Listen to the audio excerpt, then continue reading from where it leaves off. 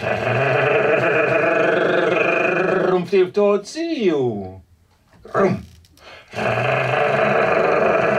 parler dans un autre tout à fait registre, parce que ma vie n'est pas du tout traversée par cette histoire d'exil, de déplacement, de changement de langue.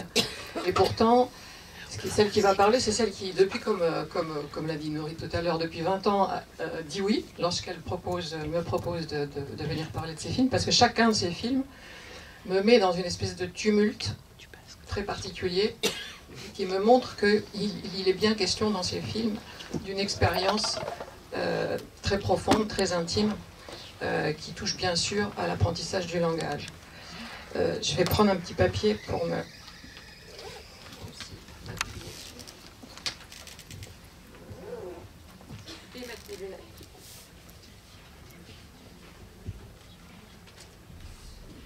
Alors donc, du coup, je me dis, pourquoi depuis si longtemps tu dis oui, pourquoi ce plaisir, ce tumulte, dans quoi ça consiste exactement? Arrivé à une dizaine de films, je me questionne là-dessus. Et je sais que ce plaisir, il est dû à plein de choses à la fois. Il est bien d'une manière qu'ont chacun de ces films de mobiliser un intellect et des émotions puissantes, assez archaïques, à chaque fois dans un temps bref, dense, dans une forme très ritualisée, qui joue sur à la fois la maîtrise, la non-maîtrise, qui cadre et qui décadre. Et cette fois, on est à l'air libre, alors qu'on était enfermé dans le yiddish. Mais cet air libre est rythmé par les vues sur les fleurs, les couleurs, les mouvements. Un plaisir dû au mouvement des images et du sens, à leur montage, très elliptique, à la densité de sens, au rythme réglé, mais presque dansant, pour moi, surtout ce film-là d'ailleurs, avec lequel on est invité à réfléchir et à ressentir en même temps, une espèce de mélange d'écoute sonore et de jouissance plastique. Ouais. C'est vrai, je vais trop vite? Pour moi, oui. Alors, c'est pour toi que je parle surtout. Et donc, c'est son Ut Pictura Poesis à elle, Norit, son système d'équivalence entre la langue, la forme, la couleur, pour parler des rapports entre les langues, mais aussi entre les lettres et les sons, l'écriture et la parole, le livre, la musique, l'image et finalement toute forme de création. Un système de coordonnées qui se réfléchit cette fois-ci dans une synesthésie d'enfance très précise, chaque couleur donc associée à une consonne de la langue maternelle, de sorte que le film est à la fois une sorte de jet de lumière et de couleur, un art poétique originaire en quelque sorte, une sorte de métapoétique enfantine, une réflexion sur le R comme lettre errante, étrange, pleine de possibles sonores qui tendent des pièges aux humains, et eux, les humains, racontent ces pièges et leur manière d'en sortir. Moi, j'ai pas connu ces pièges-là, donc je sais absolument pas bien rouler le R, mais c'est pas grave. Mais comme chacun, au fond, j'ai connu le piège du langage à apprendre dans une langue, celle d'un pays natal, donc d'une seconde naissance, qui est une sorte de oui à la vie, au monde. Et ce film m'a fait comprendre que ce tumulte que j'éprouvais, il est lié à ça, à l'apprentissage linguistique comme une espèce d'aventure risquée, comme une réussite, le mystère en fait, d'une réussite accomplie mais qui reste fragile. Et donc ce plaisir, il est indissociable de la part d'angoisse qui est rattachée à l'énigme que ce que représente d'apprendre à parler. On aurait pu ne pas parler, on aurait pu ne pas vivre. Mais le film nous fait revivre et redire, oui, parler, reparler, ici avec une joie et une légèreté presque inhabituelle. C'est un film qui vise la légèreté, je pense, et par cette intention très visible, sensible, il porte en creux la lourdeur du monde présent, comme une sorte de doublure cachée. C'est un film d'après le confinement et son monde à l'arrêt, un film d'après la maladie et la mort, qui s'est composé au revers d'hiver et d'enfer particulier, un film qu'on regarde aujourd'hui pour s'en dégager, pour se détourner de la violence du temps aussi, je crois, pour briser le temps d'un jeu au moins, le désespérant continuum des guerres. Et il le fait en observant de très près un petit détail mineur, un défaut de prononciation. Moi, j'ai pas eu de défaut de prononciation, en revanche, j'ai eu un gros défaut d'énonciation, puisque je parlais pas. J'étais une enfant mutique. Je suis restée jusqu'à un âge inhabituel, qui a inquiété mes parents, jusqu'à ce que du moins, dans ma mythologie à moi, ils me fassent revenir de chez ma grand-mère à chez eux, mes parents. Et cet âge parlant a été celui aussi où ma mère m'a lu en boucle des livres d'images et d'histoire. Celui, par exemple, du loup et des 7 chevreaux. Alors depuis, j'ai lu plein de trucs. Je peux jeter mes papiers comme ça. J'ai lu plein de trucs sur ma maman, et puis, question langage, je me suis rattrapée.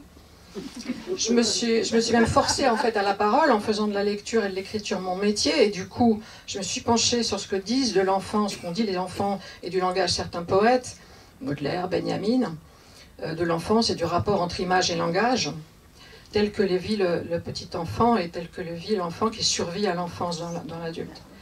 Mais le langage continue d'être devant moi, comme impossible, pas gagné, il est tout le temps à réapprendre. Une sorte d'oscillation m'est restée, la tentation de ne pas parler, de se contenter de regarder et écouter les adultes faire leur cirque dans un monde plutôt absurde, mais quand même beau. C'est ce que j'éprouvais enfant et au fond c'est ce que j'éprouve toujours. Chaque film de Nourrit reconduit à ce moment, pour moi en tout cas, ou ce lieu d'avant le langage par où on repasse chaque fois qu'on parle, une sorte de point originaire, dont parle très bien aussi George Arthur Goldschmidt par exemple, en utilisant cette image du point. Alors je ne suis pas là pour parler de ma petite enfance, mais je voudrais parler du loup. Parce que c'est lui que j'ai entendu dans ce film. Je l'ai très bien reconnu. C'est celui qui contrefait sa voix et montre patte blanche, blanc-neige, pour dévorer les chevreaux. C'est celui aussi qui dit au petit cochon « Alors je vais souffler et souffler encore et ta maison s'envolera ». Dans les deux contes, comme on sait, ça se passe finalement mal pour le loup. Il brûle dans la cheminée. L'enfant peut respirer après avoir tremblé de peur. Et au fond, c'est ce qu'on fait, c'est ce que j'ai fait, en tout cas en regardant ce film aussi, de loin. C'est-à-dire tout en goûtant la finesse d'analyse et d'auto-analyse de chaque locuteur, on reçoit en pleine figure à la fois la lumière des fleurs aveuglantes et l'effroi de cette voix dès le début, de cette voix sans visage, semi-animale, semi-humaine, qui souffle, qui donne le frisson. Surtout au début, donc quand on est carrément sur son dos, ses poils, parce que c'est plus de l'herbe, c'est évidemment des poils. On est entraîné par la bête comme dans les contes. Mais ce souffle pourtant a le pouvoir de recolorer le monde à chaque fois que les arbres semblent reperdre leur couleur, chaque fois que la maison peut-être s'effondre, que le monde s'affadit ou se noircit, une nouvelle couleur ressurgit, et avec elle l'alphabet du monde et le nom de quelqu'un. Évidemment, ce souffle du grand méchant loup, c'est aussi celui d'Yahvé, le Dieu vengeur, qui est aussi puissance créatrice de vie. Ce film sur le R est une composition juive sur l'air et l'origine. Il fait souffler l'air comme le vent. C'est un jeu judaïque sur la ressemblance entre le souffle de l'esprit et la lettre R, Resh en hébreu. C'est la lettre du Roi Elohim, l'esprit de Dieu qui plane sur les eaux au début de la Genèse. D'innombrables exégètes ont commenté ce passage et de nombreux kabbalistes. L'un d'eux, un espagnol, au XVe siècle, Abraham Cohen de Herrera, a comparé cet esprit planant sur les eaux, pleine de potentialités cosmogoniques, à une puissance qui fomente un coup, à une mère qui couvre ses petits, et à une semence qui remplit les testicules d'un homme pour engendrer des fils. 2 siècles plus tôt, un autre kabbaliste, Isaac l'aveugle, commenté par Scholem, dit qu'il s'agit de la première des 10 séphirotes, les 10 degrés de la création, les émanations du flux divin primordial. La première, c'est ce Roi Elohim Haïm, pneuma du Dieu vivant, dit Scholem. Je le cite dans les origines de la Kabbale. De Rua sort par condensation le souffle du souffle, c'est-à-dire l'élément primordial de l'air identifié à l'éther. De l'air primordial naissent l'eau et le feu. De ce souffle naissent les 22 lettres. Scholem discute pour savoir s'il y a une création première, une création seconde, quelle relation exactement il y a entre la création première et la création verbale, en fait, qui est la création seconde. Il dit que ça reste obscur. En tout cas, ce qui est clair, c'est que contempler l'univers, c'est contempler le nom divin, et la contemplation de l'alphabet hébreu est transformée en science, a été transformée par les kabbalistes en science et en magie à la fois. Un autre kabbaliste à Saragosse au XIIIe siècle, Abraham Aboulafia, a élaboré une méthode de méditation des lettres et des nombres. Ça s'appelle la lumière de l'intellect. C'est ce qu'on appelle la kabbale des noms divins. C'est une science de la combinaison des lettres, les sons et les graphiques. Il est comparé à la musique. Un système de combinaison et de permutation très complexe avec des tableaux de vocalisation possibles. Une table de 23 clés de 4 lettres chacune. Un système a été élucidé relativement tard, dans les années 80. Une méthode de méditation avec des exercices de respiration pour atteindre, comme il le pensait, l'inspiration prophétique, l'extase, et même devenir son propre messie. Il a même essayé de convertir le pape à sa théorie, il était à Rome pour ça, il n'a pas été très bien reçu. Et en fait, il a été arrêté et condamné à mort, mais le pape est mort. Il a eu de la chance. Et avant, il était parti au Proche-Orient pour trouver les 10 tribus perdues, mais là, il a trouvé les Mongols, et ça s'est pas bien passé non plus. Alors, si je cite ces auteurs que moi j'adore, c'est pas pour le plaisir de m'égarer dans ce fouillis kabbalistique, c'est que Nourrit a intégré cette cosmogonie mystique à l'un de ses films, Langue sacrée, langue parlée, qui est un de ceux que je préfère. Une femme, Victoria Anna, prononce et mime certains chapitres de livres de la création, le Sefer Yetziva, qui est beaucoup plus ancien encore et qui est le noyau originaire, le poème originaire du savoir kabbalistique, qui détaille les 22 lettres sculptées, je cite, avec le souffle et fixées dans la bouche à 5 endroits, la gorge, le palais, la langue, les dents, les lèvres. Victoria Anna prononce un extrait consacré aux 3 lettres mères, Aleph, Mim, Shin. C'est bien ça, Nourrit, j'ai pas eu le temps de regarder à nouveau ce film. Et elle accompagne sa scansion, c'est extraordinaire comme moment du film, pour moi en tout cas, c'est justement une espèce de moment de tumulte condensé. Elle accompagne sa scansion de gestes des doigts sur son visage. C'est un accéléré de la parole incarnée et une espèce de récapitulation de l'énigme au fond de la parole et de la création. Et ce livre de la création dit aussi qu'un grand et merveilleux secret est dissimulé dans ces lettres, qu'en émanent l'air, l'eau, le feu, et que d'elles sont nés les pères et les engendrements. À ces 3 lettres s'ajoutent 12 lettres simples et 7 lettres doubles qui correspondent aux 7 planètes, 7 jours de la semaine, 7 portes de Nefesh. Nefesh, c'est l'âme, et les portes de l'âme, c'est les 2 yeux, les 2 oreilles, les 2 narines et la bouche. Et le R fait partie de ces 7 lettres doubles. Chacune s'exprime sur 2 modes, le doux et le dur, le fort et le faible. Avec la lettre R, Dieu a formé Saturne dans l'univers le jour 6 de l'année. Je crois qu'on aurait été très attentif aux chiffres. Là, on a 6 locuteurs. La narine gauche de Nefesh, mâle et femelle, parce que l'âme est mâle et femelle. Chaque lettre double règne par une qualité, une sagesse, une opulence, une fécondité, une domination, une vie. Le texte dit « Il fit régner », donc il y avait la lettre Reich par la vie. Il la couronna et la combina avec les autres. Je crois que c'est ça que fait ce film, aussi. Il fait régner la lettre Reich par la vie, par des complications combinatoires de vie des hommes dans le monde terrestre. Et la forme du film semble suivre même un autre énoncé du livre de la création, je cite, « Il a taillé, il y avait de grands piliers à partir de l'air insaisissable. » Bon, je ne dis pas que Nourrit s'identifie à Yahvé, en taillant dans l'air ses piliers à elle. Non, elle s'amuse avec ses lettres, dégagées de leur noyau sacral, enfin, peut-être pas complètement dégagées. Comme l'enfant s'inventait un alphabet pour amuser et puis impressionner les adultes. Elle s'amuse avec le plus grand sérieux, comme le font les enfants et les artistes.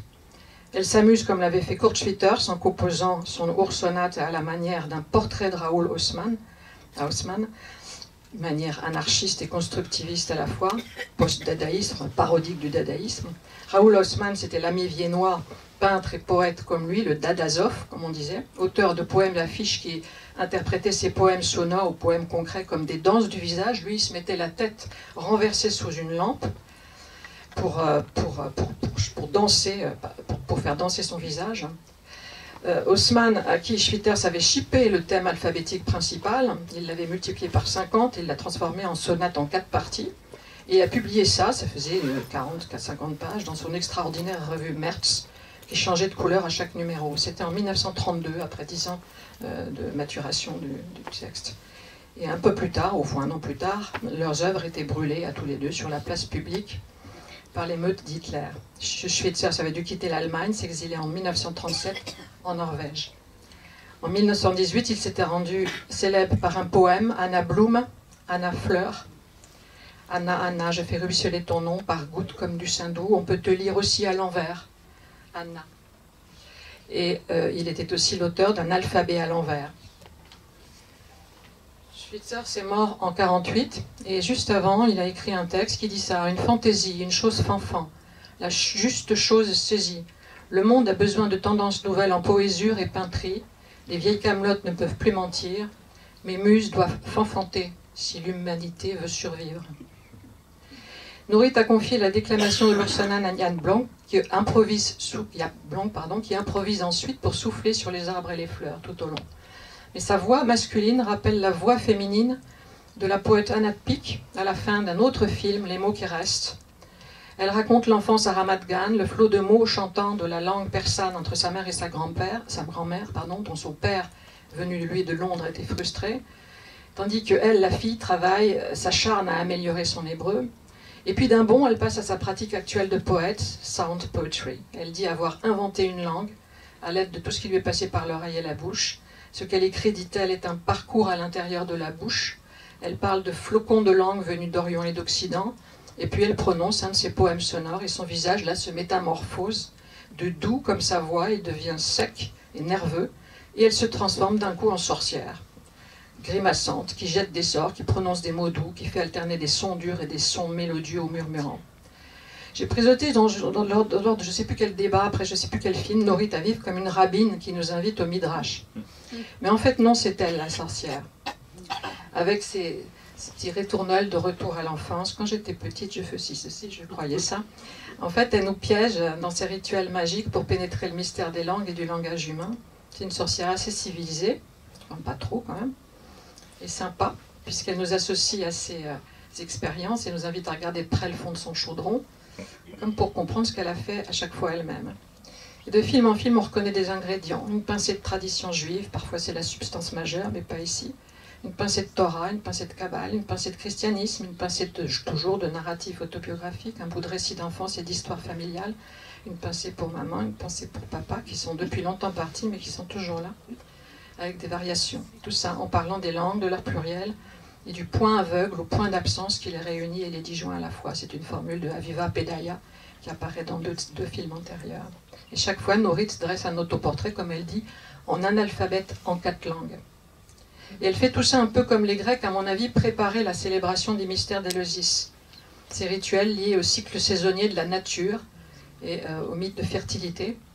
Et d'ailleurs, il y a aussi une pincée de philosophie grecque, ici, à la fin, avec le cratyle de Platon, mais qui renvoie aux Phéniciens et aux Hébreux, qui remonte. Et moi, en fait, je pense à Déméter et à sa fille Perséphone, à travers cette profusion de fleurs. Je pense à Perséphone qui a réapparaît sur Terre après son séjour en enfer, en prononçant le début du printemps. Je me suis fait la réflexion que le cycle rituel de projection des bas face au jardin du Luxembourg débute toujours en mars, hein, n'est-ce pas, au début du printemps, et que Norit est née le 11 mars 1945 à Tel Aviv. Elle le rappelle dans Misafa et Safa, d'une langue à l'autre. Le 11 mars, c'était aussi la date d'illumination prophétique de Bruli Bouabré, l'inventeur ivoirien d'un alphabet pictogrammatique auquel a consacré un petit film la même année que D'une langue à l'autre. Dans D'une langue à l'autre, elle évoquait son prénom, Norit, nom d'une fleur sauvage qui fleurit à mon anniversaire, dit-elle, que ses parents venus d'Allemagne et de Tchécoslovaquie lui avaient donné pour faire bien israélien, sans savoir qu'en arabe, Nouri signifie la lumière. Cela signifie qu'à chaque sortie de film, en fait, Norit fête en douce son anniversaire. Je suis sûre d'ailleurs qu'elle croit que c'est son anniversaire qui déclenche à chaque fois le printemps. En tout cas, le prénom réapparaît ici comme une épreuve posée par l'enfant aux adultes. Comment il va prononcer mon nom, celui-là? Et la fleur sauvage réapparaît, cette fois entourée de plein de fleurs. Et je me demande si cette fleur bizarre sur laquelle, pas la caméra, mais le téléphone se penche, enfin, pour la toucher presque, hein, longuement, rouge sombre, un peu mocharde, mais belle quand même, hein, approchée de très près, qui correspond à la bizarrerie de cette lettre, puisqu'elle en parle à ce moment-là, cette lettre R qui se prononce chaque fois différemment. Est-ce que c'est en Israël? Est-ce que c'est la fleur qu'on appelle Norit? C'est vrai? C'est celle-là? C'est vrai? Quoi? Cette fleur-là, on l'appelle vraiment la fleur sauvage appelée Norit en hébreu, ou c'est pas du tout? Il y a une fleur qui s'appelle Norit. Mais c'est pas celle-là, celle-là tu l'as... Ouais, d'accord. En tout cas, elle joue ce rôle symbolique de miroir bizarre, hein, avec cet arrêt sur elle. Et c'est là, en fait, avec cette approche de la fleur bizarre, que je me suis souvenue de la jeune Perséphone, qui dans l'hymne homérique à Déméter, qui est une espèce de magnifique poème archaïque, mais pas d'Homère en fait, on l'appelle l'hymne homérique, mais c'est pas Homère, joue avec ses amis les nymphes dans une prairie pleine de fleurs, je cite le texte, cueillant des fleurs, des roses, du safran et des belles violettes dans une molle prairie, des glaïeuls et des hyacinthes, et un narcisse que Gaïa avait produit pour tromper la Vierge. afin de plaire à Hadès l'insatiable. La jeune fille s'approche de la fleur, qu'elle trouve bizarre et belle à la fois, et elle tombe dans le piège. La terre s'ouvre pour laisser le char d'Hadès, le dieu chtonien, qui emmène la jeune fille aux enfers. Et à l'issue d'une négociation entre son ravisseur et ses deux parents, Zeus et Déméter, il est décidé qu'elle passera 6 mois sous terre avec lui comme reine des enfers, et 6 mois près d'eux comme reine des récoltes et des fleurs terrestres. Perséphone devient une divinité chthonienne et solaire à la fois. Tous les 6 mois, le monde renaît. 6, le nombre de locuteurs.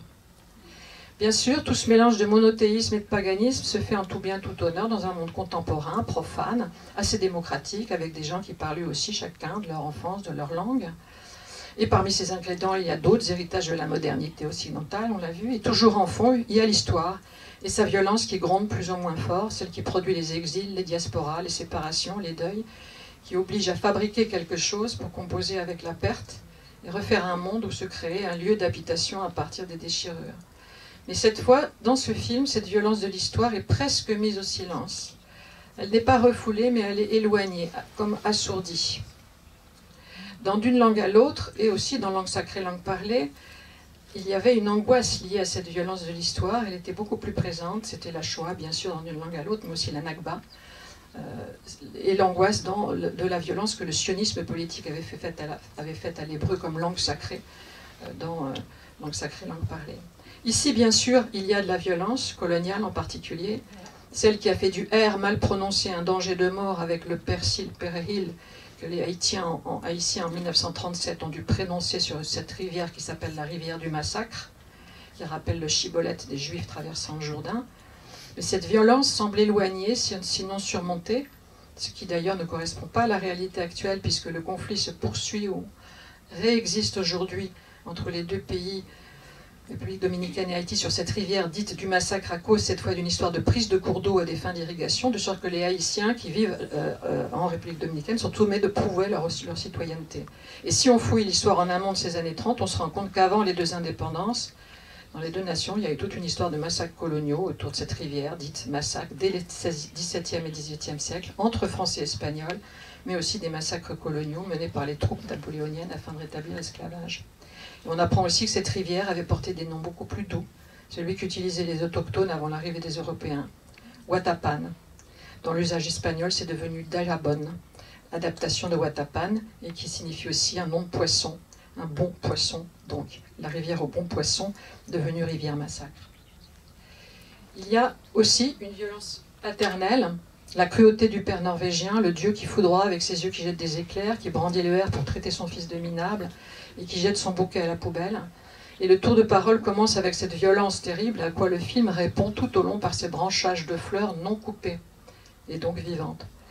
Lorsque ce n'est pas la violence du père, c'est sa défaillance linguistique, le père de Misako, qui fait sourire avec la rue Rollin, mais qui parle aussi d'une prononciation du R mortelle pour ses étudiants, ou une défaillance tout simplement de la fonction maternelle avec le père absent de Loubain.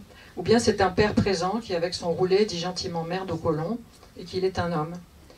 Les pères et la paternité semblent cette fois plus présents que les mères, et le masculin semble dominé aussi par la voix elle souffle de lourdes sonates et du roi Elohim. Mais la mère et la femme, ils sont là autrement, on est tenté de dire sourdement partout même. C'est du reste ce que disait la Kabbale en parlant de la Shekinah, de Nebesh mâle et femelle, ou en imaginant le roi Elohim comme une mère couvant ses petits. Les deux pôles semblent réconciliés dans un autre continuum, celui de l'humain et de l'animal. Une des invitées au débat, Stéphanie Katz, le 17 mars, évoquait la place du corps et du percept dans nos langages, a parlé, je la cite, de cette zone poreuse qui vibre entre la langue des humains et le langage animal.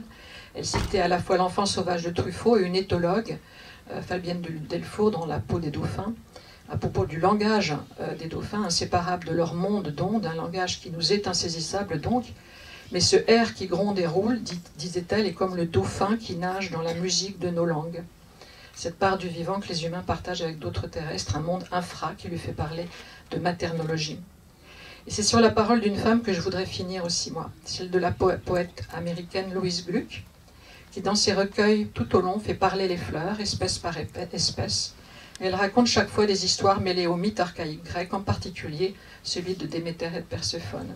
Il se trouve que 2 de ses poèmes s'intitulent Perséphone errante. Je vous lis un bout du deuxième, c'est à la fin du volume Averno qui a paru en 2006 à New York. Je vous le lis en français. Donc Perséphone est enlevée par Hadès, qui l'emmène aux enfers. Déméter fait le tour de la terre pour la retrouver. Pendant ce temps, on ne sait pas ce qui arrive à Perséphone. Le texte dit « Elle est morte, les morts sont des mystères ». On sait que Déméter pleure, puis elle négocie avec Hadès et Zeus, mais le poème imagine ce que pensent l'une et l'autre séparées. Je cite « On a ici une mère et une énigme, ce qui est, fidèle à l'expérience, que fait la mère quand elle regarde dans les yeux de son nourrisson. » Quelque chose qu'on voit d'ailleurs dans le Poétique du cerveau, je crois. Elle pense « Je me rappelle quand tu n'existes pas ». La mère pense « Je me rappelle quand tu n'existais pas ». Le nourrisson est intrigué. Perséphone, protégée, regarde fixement par la fenêtre du char, le char qu'il a enlevé. Que voit-elle? Une matinée à l'aube du printemps, en avril. Désormais, sa vie entière commence. Malheureusement, ce sera une vie courte. Elle ne va connaître réellement que deux adultes, la mort et sa mère. On commence à voir ici la violence profonde de la terre, dont l'hostilité suggère qu'elle n'a nullement l'intention de continuer comme source de vie. Lorsqu'un dieu pleure, cela signifie détruire les autres, comme en guerre, et simultanément pétitionner pour renverser les accords, comme en guerre également. Si Zeus la récupère, l'hiver s'achèvera, et le printemps reviendra. Les petites brises insistantes que j'aimais tant, les fleurs jaunes idiotes, le printemps reviendra. Un rêve fondé sur une inexactitude, que les morts reviennent.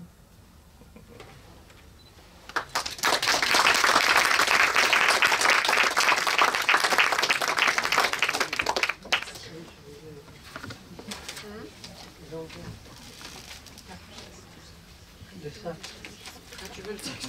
Non, mais il est plein de bruit.